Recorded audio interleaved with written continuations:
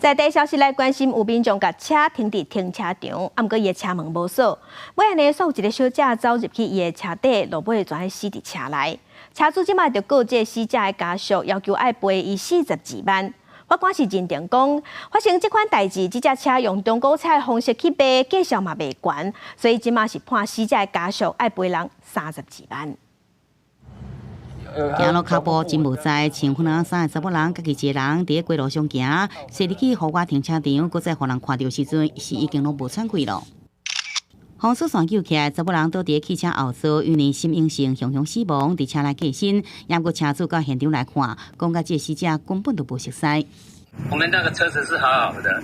一个人莫名其妙死在我们家，吓到好几天都不敢睡觉，那几天都提心吊胆。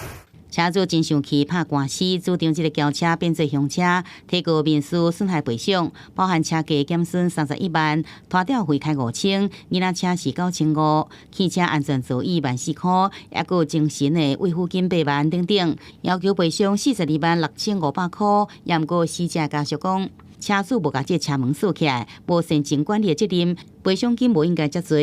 虽未造成该车辆物理上的毁损，但造成车辆原所有权人无法继续使用，且没有人愿意受让或购买，故其交易价值贬损。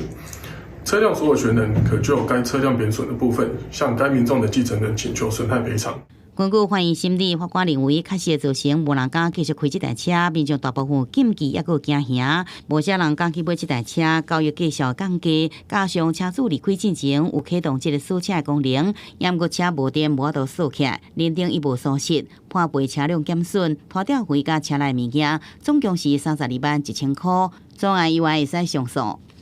事故车是最容易造成折损的。 那事故一般都是发生撞击修复后，像这样的 case 来说的话，如果车商知道这样子的状况的话，通常折旧都会有一定折旧的折损。车的落价变大的原因，除了是事故车以外，有人伫车内死去。汽车专家讲，也互准备介绍变较低，不过也坦白讲，也是有车商会买。